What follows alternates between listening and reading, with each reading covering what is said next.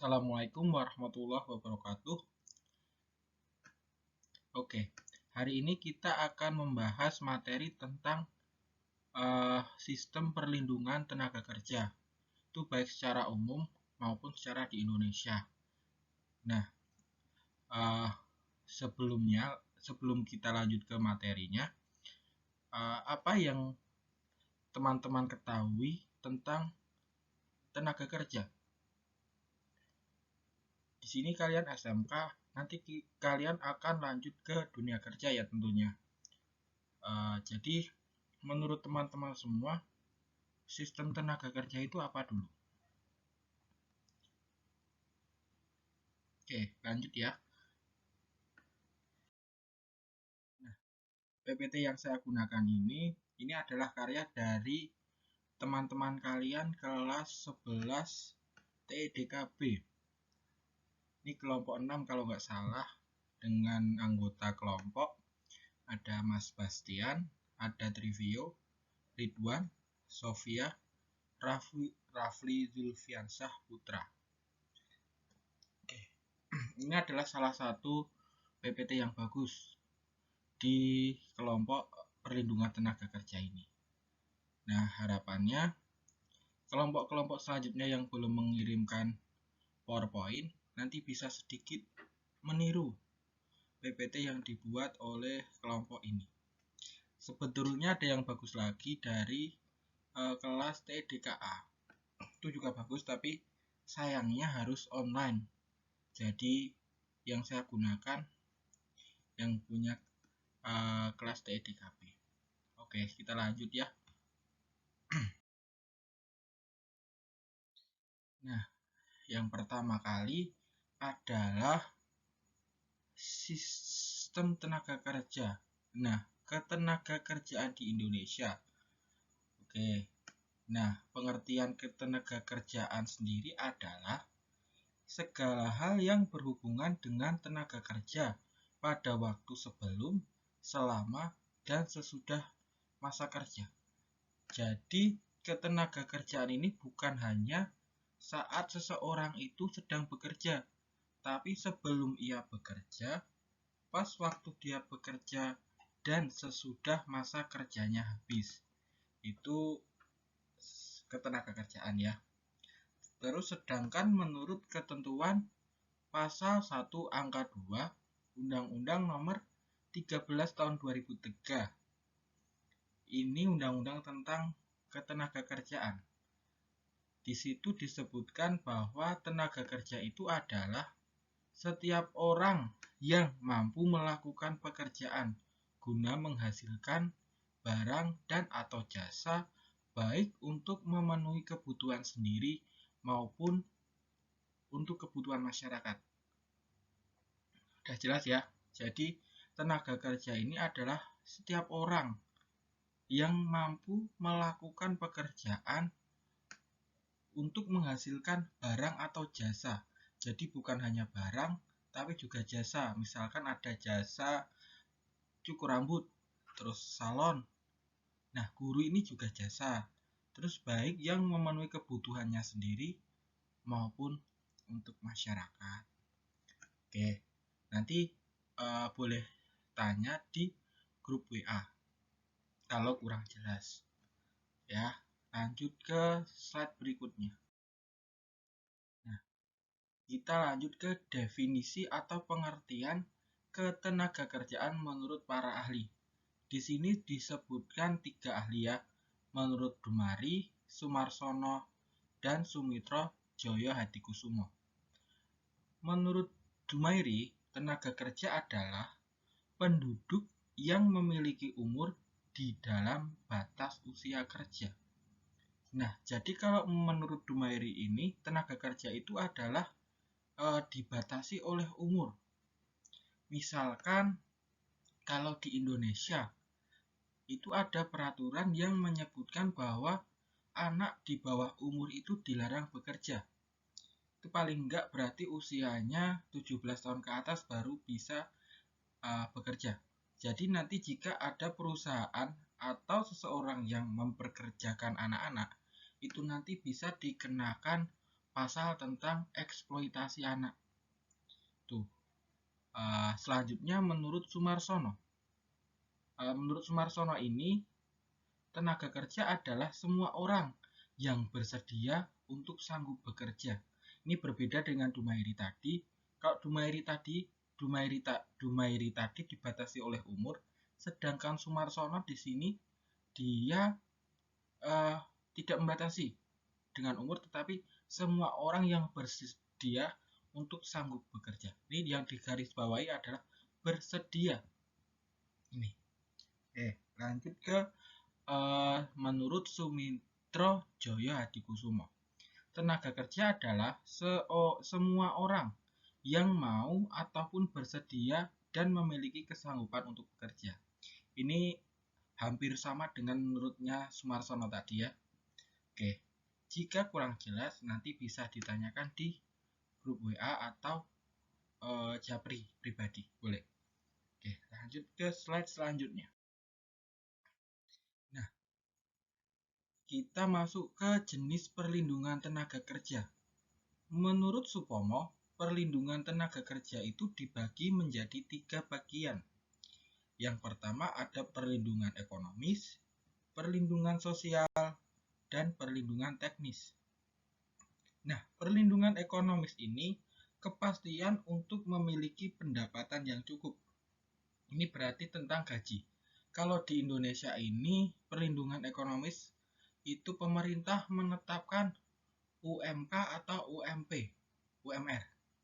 Nah, itu digunakan untuk perlindungan ekonomis. Jadi, perusahaan itu tidak bisa sewenang-wenang atau tidak bisa semaunya sendiri dalam memberikan gaji atau upah, tetapi ada peraturannya melalui UMK, UMP, atau UMR. Yang kedua, itu ada perlindungan sosial.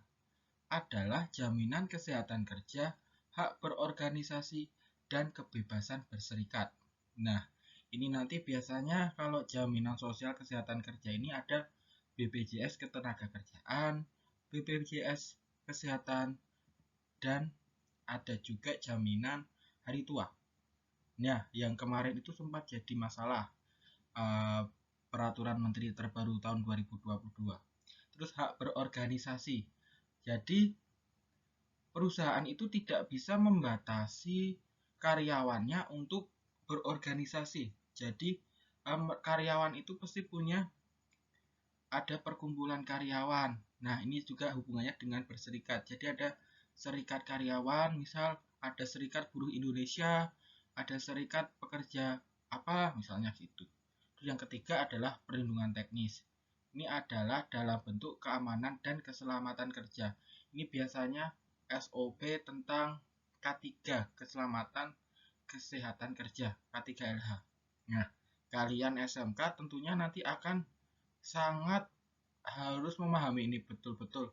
Karena jika nanti kalian terjun ke dunia kerja tidak paham dengan ini semua, nah itu bisa dimanfaatkan oleh perusahaan. Dengan misalkan kalian akan digaji dengan tidak layak, terus tidak mendapatkan jaminan-jaminan yang seharusnya kalian peroleh. Tuh. Lanjut. Nah, dasar hukum perlindungan ketenagakerjaan di Indonesia. Oke, yang pertama itu pastinya ada di dalam Undang-Undang Dasar Negara Republik Indonesia tahun 1945.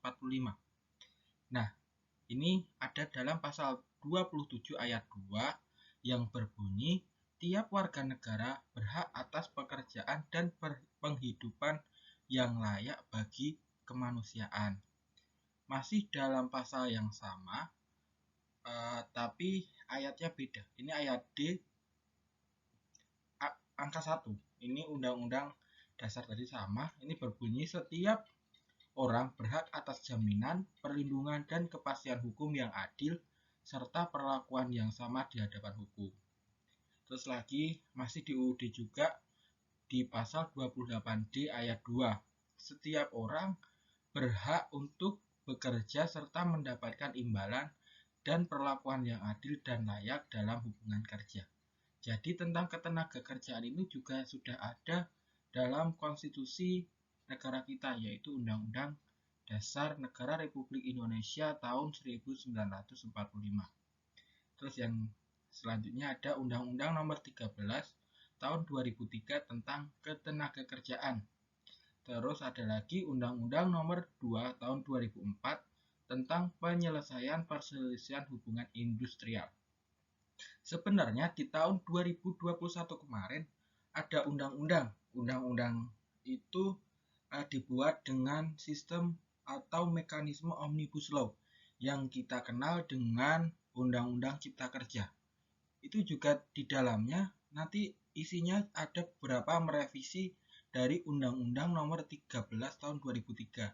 Tetapi saat ini undang-undang tersebut sudah diputus oleh Mahkamah Konstitusi bahwa pemerintah harus memperbaiki undang-undang itu paling lama 2 tahun. Tuh. Oke, lanjut ke slide selanjutnya. Sifat perlindungan hukum bagi pekerja atau buruh. Tentunya preventif ya, ada pencegahan.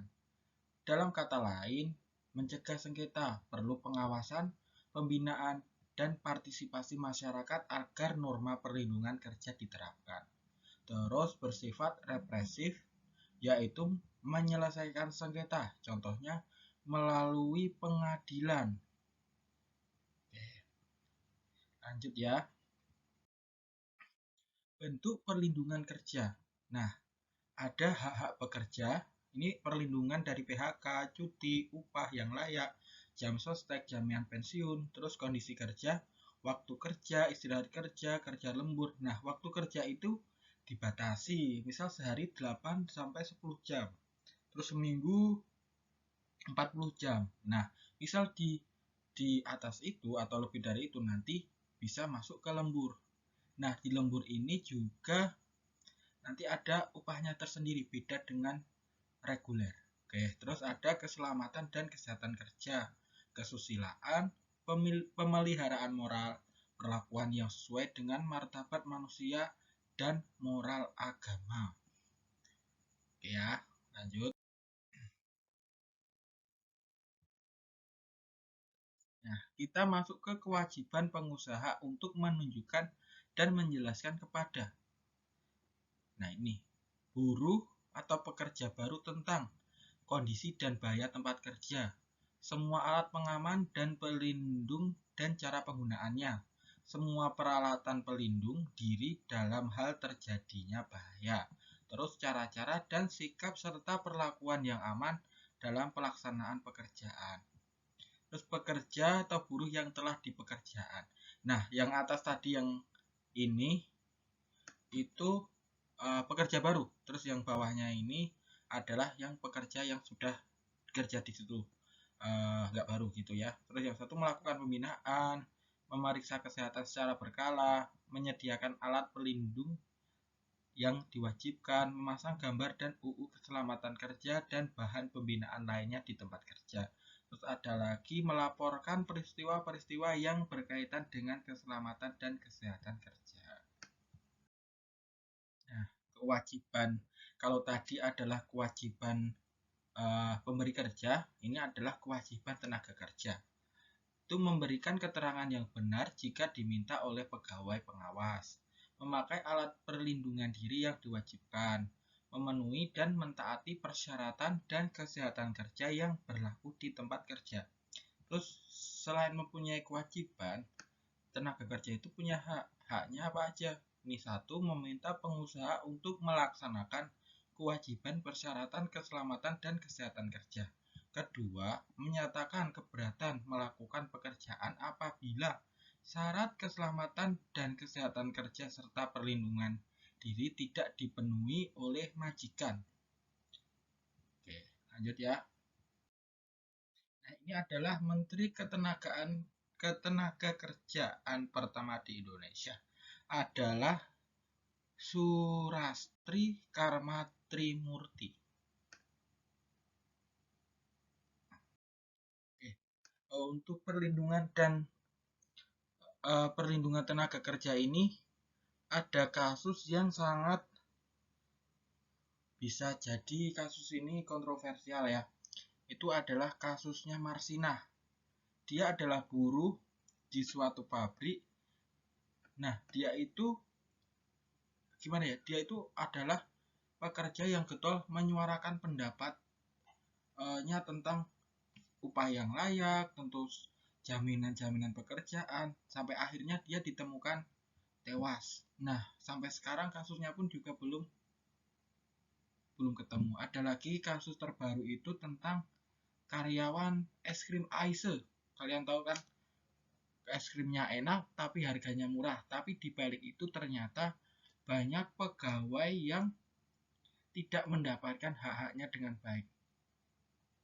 Nah, untuk PPT ini sudah habis sampai sini. Nah, nanti kalian bisa baca-baca lagi dari berbagai sumber bebas. Untuk persiapan UTS, nah UTS kita akan membahasnya atau mengerjakannya dari perlindungan tenaga kerja ini dan sistem hukum Indonesia. 2 bab. Yang demokrasi nggak usah. Jadi 2 bab aja. Ini sama sistem hukum dan peradilan Indonesia. Jika ada materi yang kurang jelas, nanti silahkan boleh tanya. Boleh di grup, boleh di WA, atau silahkan mau tanya langsung pas di sekolah juga boleh. Nah, cukup sekian dan terima kasih. Wassalamualaikum warahmatullahi wabarakatuh.